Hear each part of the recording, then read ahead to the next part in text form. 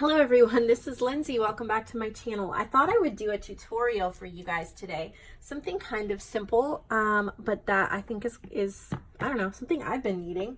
And that is making some larger journal cards. I'll show you what I have here. We're gonna make some. I have a couple sets. So I have some of these sets that I'm going to put in the shop and then show you kind of how I made them. So they're 4x6. Look at how pretty those are. I tried to make them so that they were easy to make, but that they would be really nice for, yeah, pretty much any kind of journal. Nature, botanical, vintage, you know, just kind of, I can pull and use them in multiple journals. So I have a couple of sets in my shop, and I'm just going to tie a little bit of this twine around it so that it is a nice little presentation. But I've been needing some bigger journal cards. So here's how the little sets look. They have 4 different stamps. Each of the sets are the same. The only difference is really just in the rip of the paper. But I've been needing some bigger journal cards because I just feel like I have all these little bits and pieces of ephemera that are so small, and I'm needing bigger ones. So that's what I'm working on. So I looked in my paper stash and I found this, these 12x12 pieces of paper that have these like golden fleur-de-lis on them. Just really pretty, and they're like gold foiled. And then I have this packaging left over from some junk journals I got in the marketplace. And I thought, you know, I could use some of this. It's nice, lightweight, it rips really well, and I thought that it would be great to try. So we're gonna make 2 together. This is just a quick and easy tutorial. So I cut down the pages into 4x6, and then I took my corner rounder, which is in sad shape now, but I just rounded the corners. You don't have to do that, but I've been kind of in love with rounded corners lately. I decided to use my Tim Holtz stamp platform. I hardly ever use this thing, but I decided to pull it out, honestly, because I couldn't find an acrylic block, but I'm so glad I did because I can keep the placement exact for my stamps. But that's really not necessary. You can use wooden stamps, you can use, you know, whatever you normally do for stamping if you don't have one of these. This is not, I do not feel this is a necessity for paper crafting. Honestly, it usually just sits in the drawer and doesn't get used, but I'm glad to pull it out, give it a little bit of love and a little bit of use. So I really like ripping paper for this. This is a no-sew tutorial. You could add stitching, but I just wanted to keep it super simple. And the reason why I ripped it instead of cut it was because I like the organic look and how every time it's ripped differently. It really gives each journal card a homemade organic look. So then I just grab a, well, and I'm ripping it, but I think that'll be okay. I'm just using a glue stick. I don't want any wet glue to seep through this really thin packing paper, and I'm just gonna place it down. I think the rip is just fine.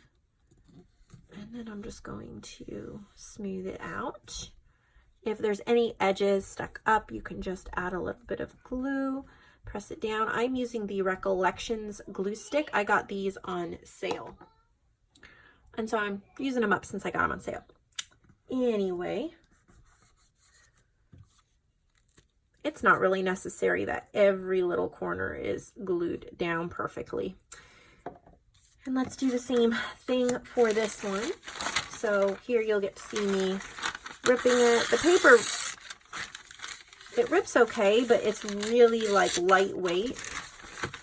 So it's not always the easiest to rip the size you want without it kind of ripping more than you meant to.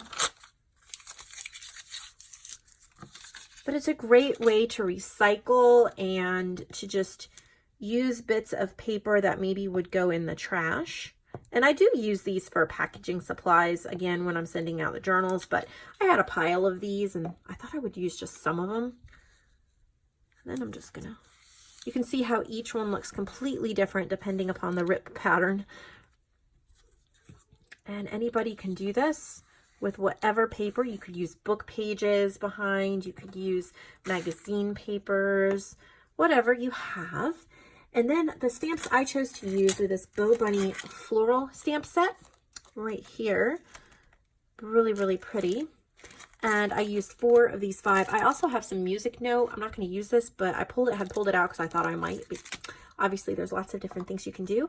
I'm using this Stamp Abilities dye ink pad. It's a black. I got it for 50 cents at a thrift shop last year. So you can use whatever color or whatever you want. And then these magnets make it really easy for placement. And choose your, whatever stamp you want. If you're doing clear stamps, obviously you can just use wooden stamp, however you normally stamp. I'm just placing it on here. And then I'm going to ink it up. Sorry for the shaking on the camera. I'm going to be getting a new workbench, work desk, adjustable heavy-duty work desk for filming, so there won't be any more shake, hopefully. This is not a solid one.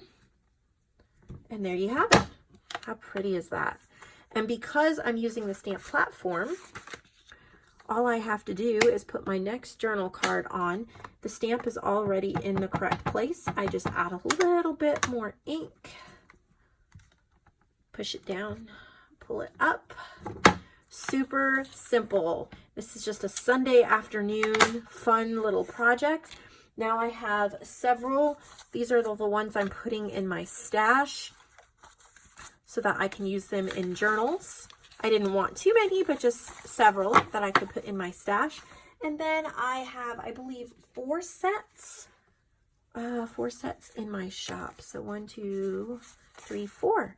So they're in the junk journal supplies section of my shop if you're interested in getting a set of 4, one of each of the floral designs. I'd love to see your take on this and how you would make something similar. If you join my Facebook group, Nevermore Creations, Junk Journals, and Friends, I would love to see that and what you've come up with, and would just love for you to post pictures and give me ideas, and we love to chat about things there on that group. I'll see you all in the next video. Thank you so much for watching.